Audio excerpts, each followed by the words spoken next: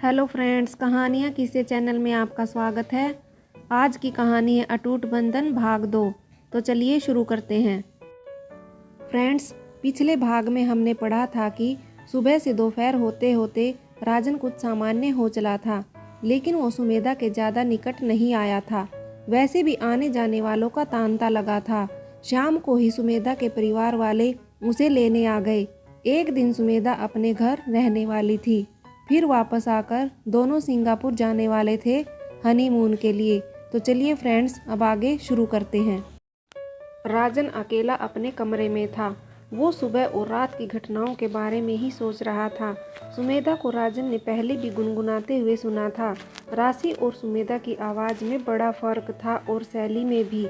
जहाँ सुमेधा एक बड़े शहर से थी और उच्च शिक्षित थी, तो उसकी भाषा शैली बहुत ही नियंत्रित थी। राशि की भाषा शैली देशज थी, क्योंकि उसका जीवन एक छोटे से कस्बे में बीता था और वो पढ़ी लिखी भी बस इंटर तक ही थी। राशि एक सामान्य से ज़्यादा स्वस्थ देहयष्टि, गौरवर्ण और एक मोहक चेहरे की स्वामिनी थी। देहाती परिवेश में पली होने के कारण उसके स्वभाव में हिचकिचाहट थी। वो ज़्यादा खुलकर वार्तालाप नहीं कर पाती थी और जहाँ तक फैशन और कपड़े पहनने की समझ है तो परंपरागत और सीमित ही थी, जिस कारण वो 16 श्रृंगार तो कर सकती थी, परंतु स्वयं को एक आधुनिक नारी के रूप में ढाल पाने की समझ उसमें नहीं थी। दोनों की आवाज़ें भी एकदम भिन्न थी, लेकिन फिर भी सुबह जो आवाज़ राजन ने सुनी थी वो एकदम राशि की ही आवाज़ थी।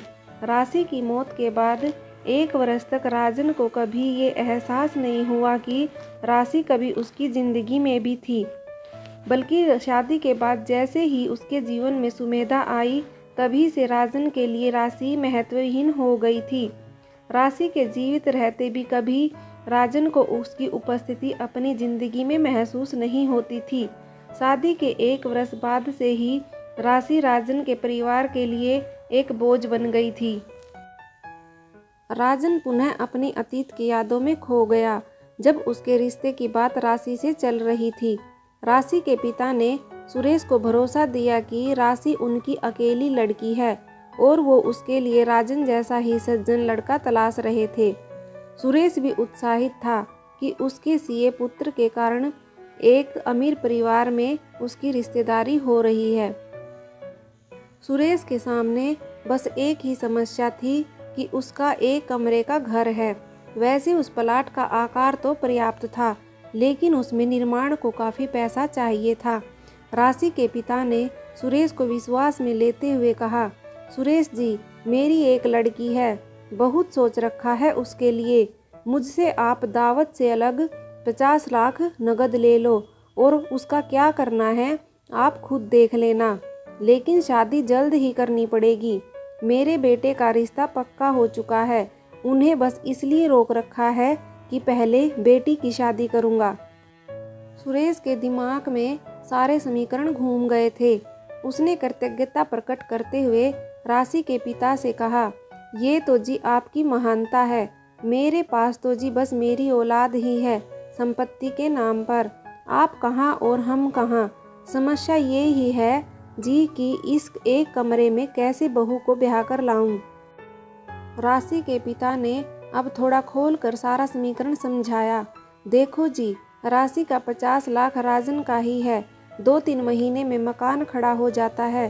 प्लाट आपका है ही बढ़िया। शादी के बाद जब तक गोना होगा तब तक तो जी मकान बन के खड़ा हो जाएगा। हालांकि ये समीकरण सुरेश के दिमाग में भी था, लेकिन वो अपने मुंह से बोलने से बच रहा था। सुरेश के पास कुल संपत्ति के नाम पर बस ये एक प्लाट ही था। इसकी कीमत भी ज़्यादा से ज़्यादा 25 लाख होगी। बाकी इससे अलग कुल जमा तो 2 लाख भी सुरेश के पास नहीं थे। जो थे वो भी राजन की तनख्वाह ही थी। बिटिया की शादी का 3 लाख का कर्ज भी सुरेश पर था। सुरेश के भीतर की मजबूरी और लालच को राशि के पिता ने अपने प्रस्ताव से बंधक बना लिया था। राजन और राशि का विवाह हो गया। सुरेश की उम्मीदों से भी ज़्यादा ही बढ़िया शादी हुई थी, लेकिन जिन 50 लाख का वादा था उसमें थोड़ी सी कमी रह गई थी। राशि के पिता ने 25 लाख नकद दिए थे और 25 लाख की एक फिक्स करवा दी थी। सुरेश ने जब ये प्रश्न किया तो राशि के पिता ने समझा दिया, 25 लाख में तो जी मकान भी बन जाएगा और जो सामान एसी टीवी हो वो भी आ जाएगा। बाकी वो 25 लाख पहले से ही फिक्स थे जी, बीच में तोड़वा के आपका ही नुकसान होगा। आप मकान का काम छेड़ो जी, क्यों अपनी फिक्स तोड़ो।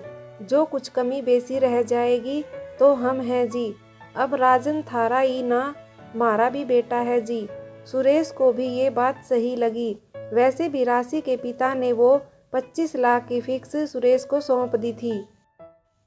शादी के बाद राजन की सुहाग रात नहीं मन सकी थी, क्योंकि एक ही कमरा था।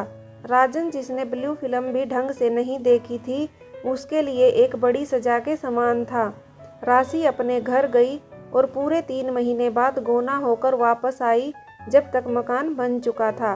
विवाह के 3 महीने बाद राजन और राशि का मिलन हुआ था। अपने अतीत की यादों में खोए हुए ही राजन को नींद आ गई। सुमेधा अपने घर से वापस आ गई। आज रात सुमेधा अपनी सुहाग रात को एक बार और विशेष बना देना चाहती थी। वैसे तो इन दोनों के मध्य शादी से पहले भी ऐसा कुछ नहीं बचा था जो विशेष हो। राजन को सुमेधा ने कमरे से बाहर भेजा और 30 मिनट बाद आने को कहा। 30 मिनट बाद जब राजन कमरे में आया तो वो सुमेधा को देखता ही रह गया। सुमेधा ने एक बेहद ही उत्तेजक लाल रंग की लॉन्जरी पहनी थी। उस पारदर्शक लॉन्जरी में सुमेधा के पतले शरीर के पुष्ट उभार और भी ज्यादा उभर कर दिखाई दे रहे थे। राजन वैसे भी सुमेधा का दीवाना था, तो उसके इस रूप ने राजन को सम्मोहित कर दिया। राजन के भीतर एक बेसब्री जाग गई और उसने झटके से अपने सारे कपड़े उतारकर सुमेधा को बाहों में भर लिया। दोनों एक दूसरे में समा जाने को आतुर थे। दोनों एक दूसरे के शरीर को अपने मुंह के दरवे से सराबोर कर दिया था। राजन उत्तेजना के वशीभूत एकदम पागल सा हो चुका था।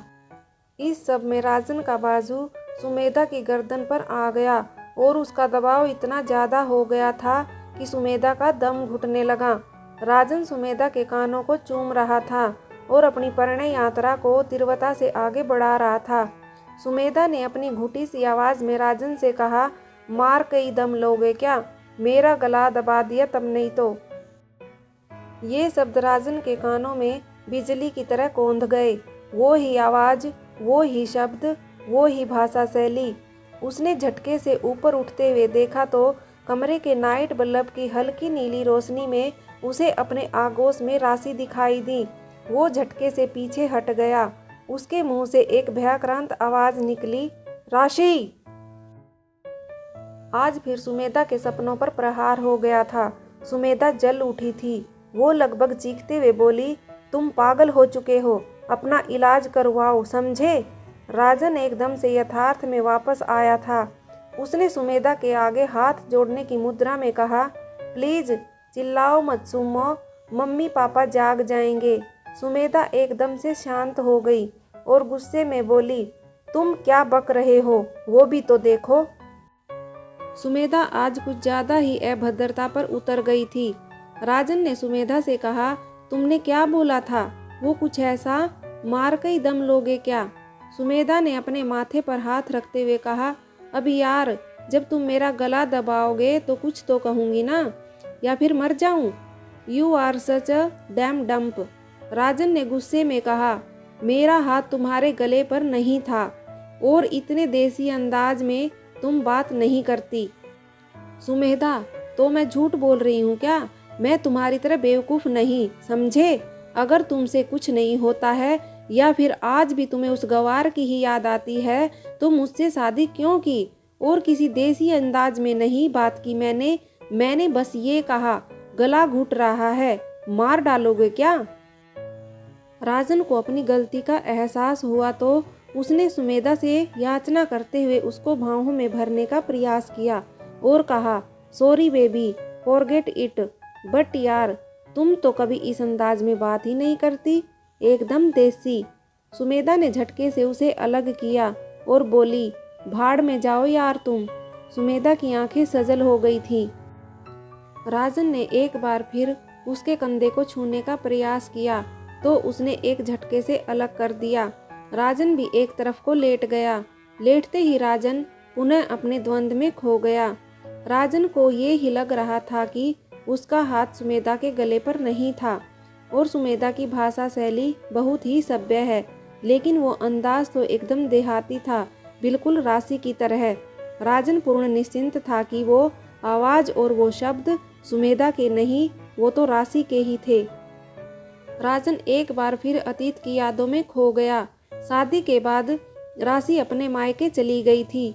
दोनों का मिलन अधूरा ही रहा था, क्योंकि एक कमरे में जब परिवार के अन्य सदस्य और मेहमान भी हों तो वो संभव नहीं था। लगभग 3 महीने में मकान बना और जब तक राशि अपने मायके में ही रही। इस दौरान राजन और राशि फोन के माध्यम से संपर्क में रहे। राशि की देशज भाषा और शैली राजन को बहुत अच्छी लगती थी। हालांकि राशि काफ़ी संभल कर बात करती थी, लेकिन जैसे ही बातों का दौर लंबा खिंचता तो राशि अपनी नैसर्गिक शैली में पहुंच जाती थी। तुम या आप की जगह तम बोलकर राजन को संबोधित कर देती थी। राजन को ये बहुत अच्छा लगता था। ऐसे ही और भी कई अपभ्रंश थे जो राजन को राशि की शैली में भाते थे और वो बातों में उलझाकर प्रयास करता कि राशि उन शब्दों को बोले। दोनों के मध्य बहुत अच्छा समय बीत रहा था। दोनों फोन पर बात करते तो वो अधूरे रह गए मिलन की पीड़ा इनके प्रेम को और भी गहरा कर देती थी, लेकिन फिर भी इस संबंध में वासना की प्रधानता नहीं थी।